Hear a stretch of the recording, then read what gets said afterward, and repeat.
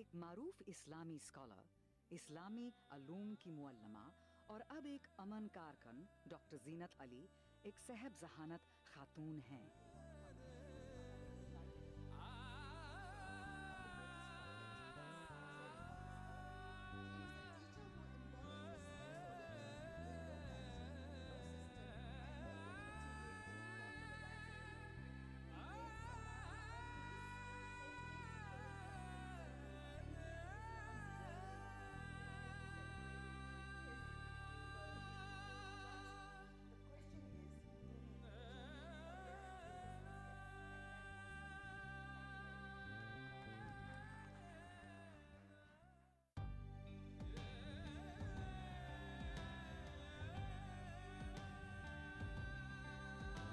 जो चल पड़ूं तो रास्ते समेट लूं, जो उड़ चलूं तो आसमां लपेट लूं, पहाड़ तोड़ दूं जो ठान लूं अगर मैं लेके आ रही हूँ एक नई शहर, नया फलक नई ज़मीं बनाऊंगी, मैं मंजिलों को साथ लेके जाऊंगी। कठिन नहीं मेरे लिए है कोई सफर, मैं लेके आ रही हूँ एक नई शहर, मैं लेके आ रही हूँ एक नई शहर, मैं लेके आ रही हूँ एक नई शहर। टेररिज्म के बाद स्पेशली आफ्टर 9/11 एक किस्म का अजीब सा खिताब इस्लाम को दिया गया है कि इस्लाम इनकरेजेस वायलेंस और टेररिज्म। और सारी दुनिया जो है वो आप देखिए सूडान में क्या हो रहा है, दूसरी पार्ट्स ऑफ द वर्ल्ड में जहाँ भी है तो use of force and use of arms का बहुत ज़्यादा इस्तेमाल हो रहा है। क्या हम सिविलाइज कह सकते हैं अपने आप को? Can we call ourselves civilised? आप मज़हब को तो छोड़ दीजिए, अगर मैं अपने आप को खड़े रहूं और आईने में देखूं और कहूं कि मैं कुछ नहीं कर सकती, तो मैं ये पॉलिसी में बहुत ज़्यादा मानती हूं, जो policy of non violence as a policy. देखिए, prophet Muhammad was a very non violent person, लेकिन हम लोग ने जिहाद को कोई अजीब सा इशू बना दिया, अजीब सी इंटरप्रिटेशन दे दिए। तो ये सब चीज़ें जो है वो मेरे स्मॉल इमेजिनेशन में ये है कि हम एक दूसरे को रिस्पेक्ट करें, समझें, एक दूसरे से कम्युनिकेट करें। भाई आपको हमें ये कमी लगती है तो ठीक है, हमको आप में ये अच्छी चीज़ लगती है, हम एक दूसरे से सीखें। और वर्ल्ड को कोई भी चीज़ है वो ज़बान से हो सकती है, उसमें थप्पड़ मारने की और बंदूक उठाने की बात कहाँ है? तो ये पॉलिसी हम लोग ने देखा कि पीस बिल्डिंग जो है वो बहुत इम्पोर्टेंट हो गया। Women are naturally peacemakers. अगर आप फैमिली भी देखो तो कभी बाप बेटे में ऊंच नीच हो गई, भाई भाइयों में ऊंच नीच हो गया, बहनों में ऊंच नीच, भाई बहन में ऊंच नीच हो गया, तो माँ जो है वो बैलेंसिंग फैक्टर बनती, समझाने की फैक्टर बनती। तो एक नेचुरल इंस्टिंक्ट है विमेन में। इसी इस्लामिक कोड जो ड्रेस का है वो ये है कि तुम अपने आप को इस किस्म से कंडक्ट करो कि लोग तुमको छेड़छाड़ नहीं करे, तुम पे उल्टी सीधी नज़र नहीं डाले, तुमसे उल्टी सीधी बात नहीं करे। It's a worldwide code. नहीं, It is the part of the world where you come from. मैं इस्लामिक स्टडीज़ की प्रोफेसर हूँ सेंट जेवियर्स कॉलेज में, वहाँ मैं लास्ट 18 साल से पढ़ा रही हूँ।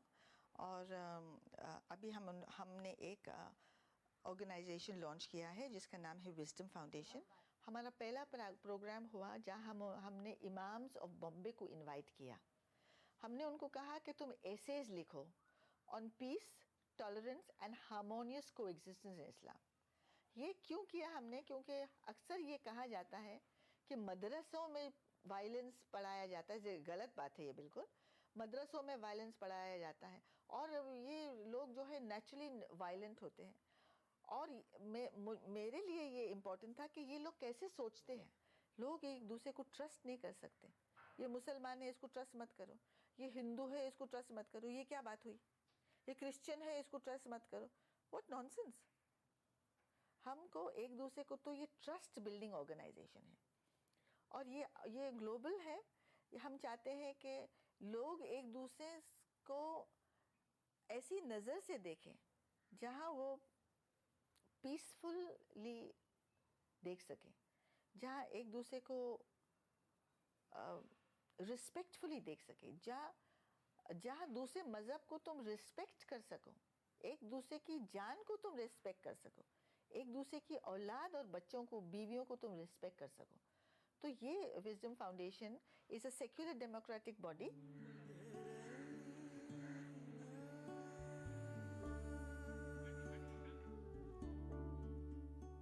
यही प्रिंसिपल कि यूनिटी इन डाइवर्सिटी, और इंडिया में ख़ास करके मुझको ये, मेरे लिए ये क्रिकेट मैच जो हमारी एक बड़ी एक्टिविटी रही है very recently on the 9th of March, मेरे लिए एक बहुत बड़ा एक्सपेरिमेंट था।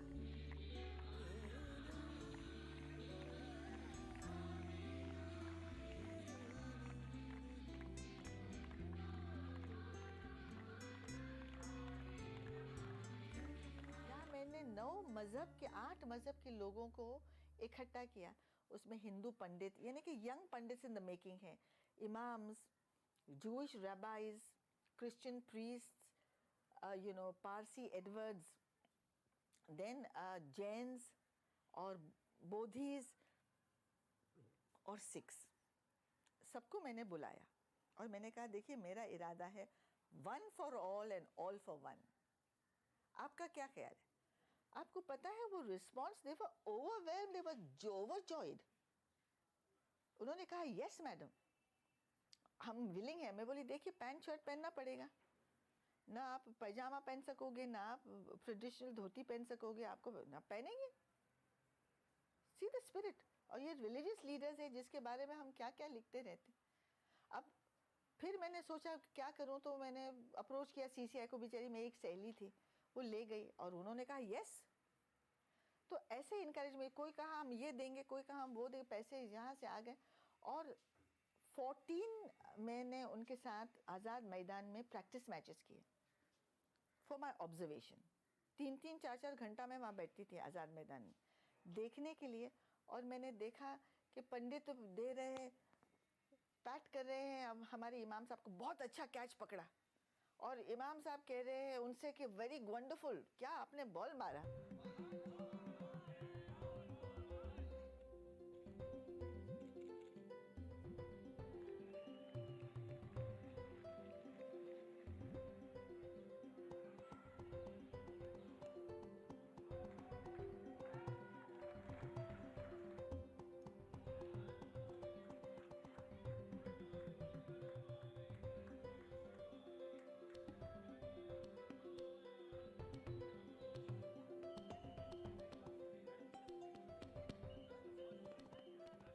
ज्योति पुनवानी आए थे इंटरव्यू लेने के लिए। उन्होंने वहाँ एक एक जन से पूछा, और एक पंडित से उन्होंने पूछा कि आपका क्या ख्याल है इस मैच के बारे में। तो उन्होंने कहा कि देखो मैं बड़ौदा का हूँ, जब मोदी साहब के टाइम पे ये सब रायट्स हुए तो मेरे दिल में ऐसा सब हुआ, तो मैं तो कोई दोस्ती मैंने सोचा भी नहीं था कि मुसलमान के साथ करूँ, लीव असाइड इमाम।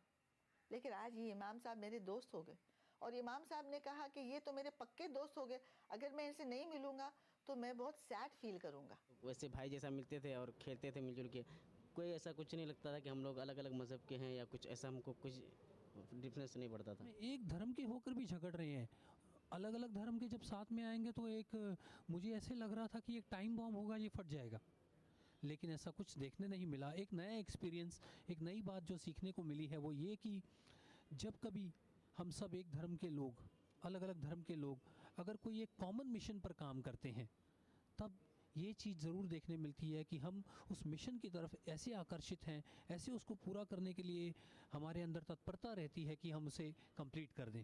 हम क्रिकेट खेलते हैं तो हम ये नहीं देखते कि धर्म कौन सा है या मीन्स कौन मेरे ऑपोजिट में या कोई मेरे साथ में। हम सिर्फ ये खेलते कि हमारे दोस्त नए बन रहे हैं, और उम्मीद करूँगा कि और दोस्त नए बनते रहेंगे। ये all for one and one for all नहीं है तो फिर क्या है? आप यहाँ के हो, आप यहाँ नहीं आ सकते, आप वहाँ के हो। ये इंडिया है, ये डाइवर्स है, हम लोग यूनिक है इस बात में, और हमको प्राउड होना चाहिए इस बात के लिए। तो that is what wisdom is about. ये कोई मज़हब में और कोई कल्चर में और कोई इसमें ये नहीं करता, लेकिन सबको कहता है कि शांति से काम लो। मेरी अम्मा और मेरे अब्बा दोनों को बहुत ही शौक था कि हमारे औलाद हमारे बच्चे लिखे पढ़े। और मेरे वालिद हमेशा सोचते थे कि बेस्ट एजुकेशन जो है वो कॉन्वेंट स्कूल्स में मिलता है, तो वहाँ मैं I was sent to that school. I went swimming as a child, I was horse riding, और मैंने मुझको पढ़ने का बहुत शौक था, तो ऑफ कोर्स आई रेड अंग्रेज़ी में मैंने बहुत सारी किताबें पढ़ी right from the age of 11 onwards, serious books. By the time I was 18, I was into बहुत सीरियस लिटरेचर। वो टाइम पे मेरा इंट्रोडक्शन डॉक्टर इकबाल से हुआ और मैंने उनका पोइट्री, उनकी फ़िलासफ़ी बहुत नज़दीक से पढ़ी। जैसा कि मैंने अंग्रेज़ poets, because I am a student of English literature, तो शेक्सपियर को भी मैंने पढ़ा, गर्थ को भी मैंने पढ़ा, क्रिस्टोफर मार्लो को भी मैंने पढ़ा, और modern poets, Victorian poets and romantic poets को भी मैंने पढ़ा। लेकिन डॉक्टर इकबाल का एक बहुत स्पेशल अपील था, और वो ही टाइम पे साइमल्टेनियसली मेरे वालिद मेरे लिए एक टीचर रखे थे जो प्रिंसिपल थे एक्चुअली एक स्कूल के, जो मुझको फ़ारसी ट्रांसलेट करके पढ़ाते थे। तो by the time before I was 20, मौलाना रूमी की पूरी मसनवी मैंने हमारे पूना के घर में बंगलो में, वहाँ एक बहुत बड़ा ब्यूटीफुल इमली का झाड़ था जो बहुत शेडी था, उसमें उसके नीचे वो मास्टर साहब और मैं बैठते थे, और उन्होंने पूरा मसनवी मुझको ट्रांसलेट करके पढ़ाया, और वो बहुत मुझको बहुत असर हुआ उसका। और डॉक्टर इकबाल की फ़िलासफ़ी का भी मुझको बहुत असर हुआ। जैसा कि मैं सोचती हूँ कि मैं खुश नसीब हूँ कि मुझको 2 कल्चर्स और 2 एटीट्यूड्स बड़े समझ में आए, और मेरे वालिद ख़ास करके बहुत ही ज़्यादा इस्लाम के माहिर थे, उनको इंटरेस्ट बहुत था, तो उनकी जो दोस्ताना ग्रुप था वो आलिमों का था, और हर जुम्मा के दिन वो हमारे घर में लंच के लिए आते थे। तो जैसा कि वो सब ऊपर बैठे तो मैं नीचे बैठ के 1000 सवाल जो मेरे मन में थे वो उनको मैं पूछूं, लेकिन इतने अच्छे लोग थे वो। मौलाना अब्दुल रहमान थे, एक हमारे डॉक्टर शुक्री थे, वो होम्योपैथ थे लेकिन बड़े माहिर थे। I have to thank them कि उन्होंने मुझको इतना कॉन्फिडेंस से भरा, मुझको कभी रोका नहीं कि तुम ऐसे सवाल क्यों किए। तो मैं सवाल किया, उसका जवाब मुझको मिला, और सेटिस्फैक्शन मुझको नहीं मिला जब तक मैं वो सवाल किया।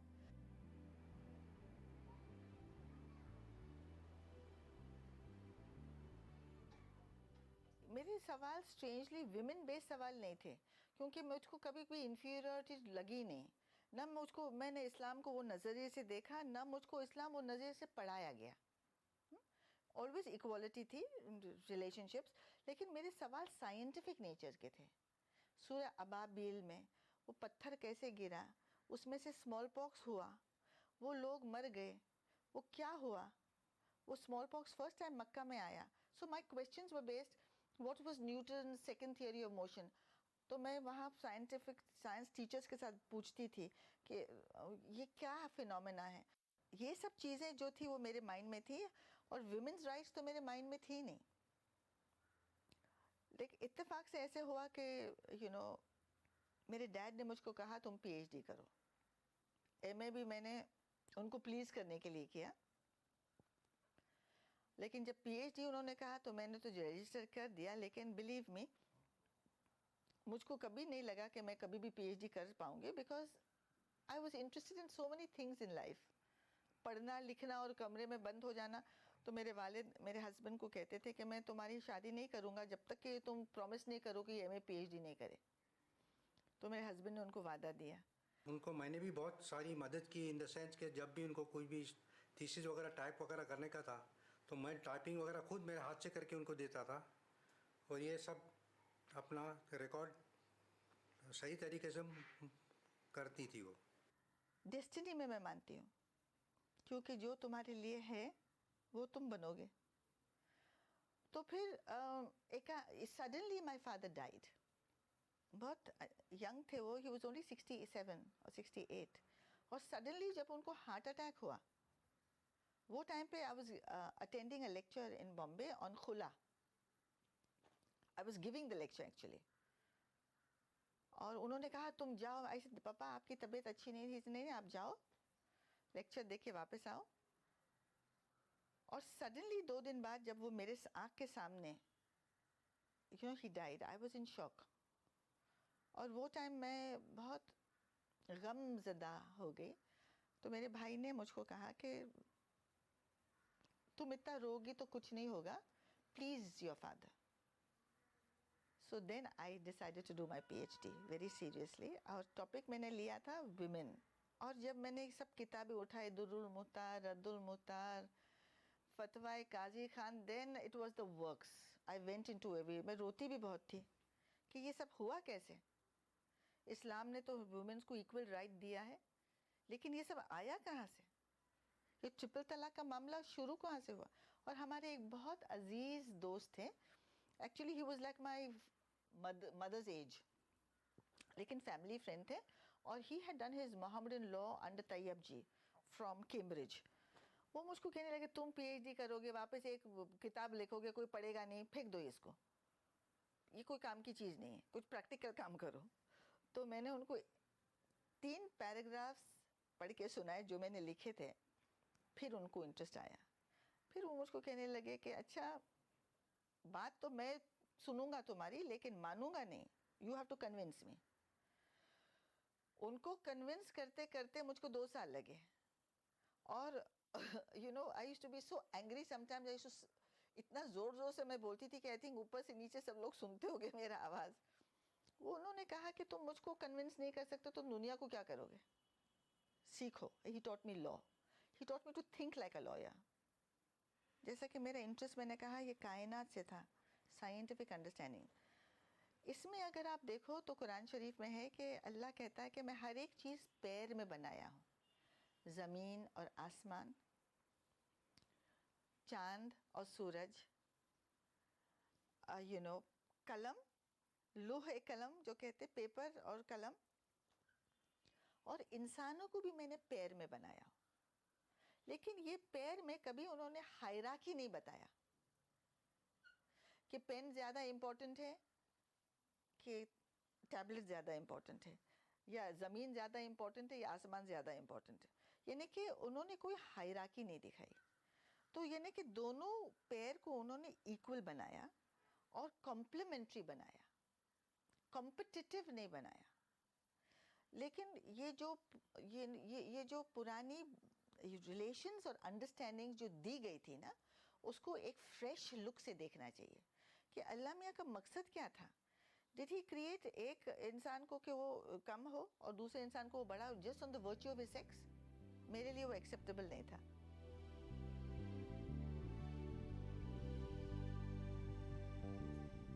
अरब सोसाइटी के एक सर्टन यू नो कोड था, सर्टन ऑर्डर था, जहाँ विमेन वर ऑलवेज कंसिडर्ड एक सेक्सुअल इंस्ट्रूमेंट है।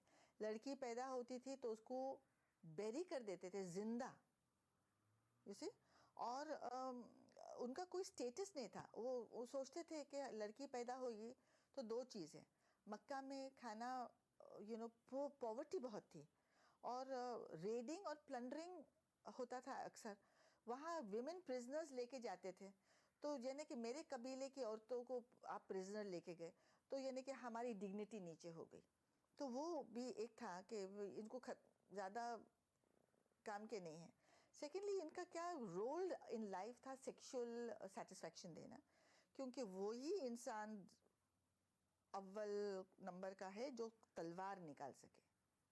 देखिए, ये सिस्टम इस्लाम ने तोड़ दिया। यू सी, पहले अगर आप देखो तो सुन्नत से वेरी क्लियर है कि प्रॉफिट ने विमेन के ओपिनियंस बहुत सीरियसली कंसिडर करे। अगर आप Hudaybiyyah, which is a turning point really, and a very great lesson of peace making is in Islam, अगर आप देखोगे तो prophet consulted his wife Umm Salama at that time, you see, बीबी Salama, you know, और उनसे उन्होंने opinion हासिल किया।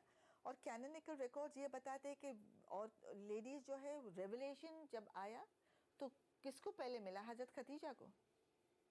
हज़रत खदीजा ने पहले accept, who was the first Muslim? It was Hazrat Khadija. Reading और राइटिंग ऑफ कुरान और ट्रेडिशंस में women were involved. Then they had a very important function in the transmission of hadith. उन्होंने जवार सेंचुरी मेन को दिया, दे ओन्ड प्रॉपर्टी, खरीदा और बेच सकते थे वो, और उनको इतनी राइट्स थी। अगर 18th सेंचुरी में आप देखो तो वेस्टर्न विमेन को कोई राइट्स नहीं थी इतनी जितनी मुस्लिम विमेन को राइट्स मिली। मस्जिद में जाते थे नमाज पढ़ने के लिए। ये कहाँ से रूल्स टू द कंट्री आए मुझको पता नहीं है। वो लिखते थे, पढ़ते थे, दे वर राइटर्स, पोएट्स। अर्ली इस्लाम में उनके बहुत सारे पोजीशंस थे। तो औरतों को ऐसी कोई चीज़ नहीं थी जो वो नहीं कर सकते थे। फ्रॉम लिखना पढ़ना to being good mothers, to being social workers, to being educationalists, to being writers, to be thinkers, to be scientists, to be mathematicians. Islam has never stopped them. Prophet Muhammad, the gentlest of human beings. ये सब चीज़ें उन्होंने सिखाई, लेकिन वो 23 years बताएं, उसके बाद पर्दा कर गए दुनिया से। वेरी सून यू फाइंड कि पुरानी जो लॉज थी जो मेल पेट्रियार्की को सूट नहीं करी। अभी यहाँ क्या हो गया है हमारे यहाँ कि पेट्रियार्की ने बहुत, और पुरानी कस्टमरी लॉज जो है जो ब्रिटिश ने बनाई, कस्टमरी लॉज है और एंग्लो मोहम्मदन लॉज जिसको कहते हैं, वो आज तक प्रैक्टिस में है। आप समझे? तो women in India, Muslim women, उसको क्वेश्चन करना चाहिए कि आप इसको शरिया लॉज कैसे बनाएं। इंडिया में ये लॉ प्रेवलेंट है कि एक इंसान शराब के नशे में ट्रिपल तलाक तलाक तलाक तलाक कह दे तो नशा हो जाता है, मिस्टेक से कह दे तो तलाक हो जाता है, नींद में कह दे तो तलाक हो जाता है। तो ये क्या है? दिस इज डेफिनेटली नॉट इस्लाम।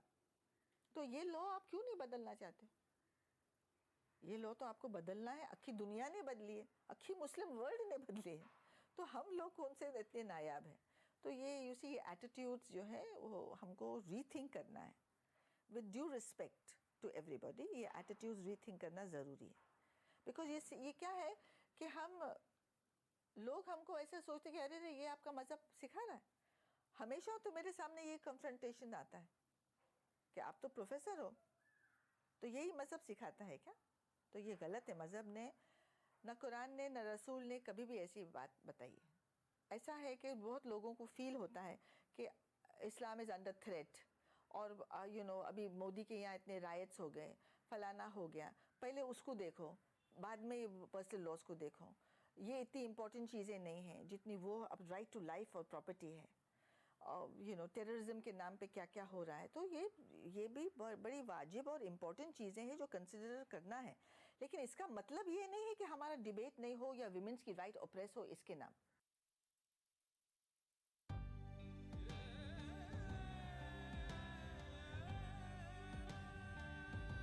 नया फलक नई ज़मीं बनाऊंगी, मैं मंजिलों को साथ लेके जाऊंगी। कठिन नहीं मेरे लिए है कोई सफर, मैं लेके आ रही हूँ एक नई शहर, मैं लेके आ रही हूँ एक नई शहर, मैं लेके आ रही हूँ।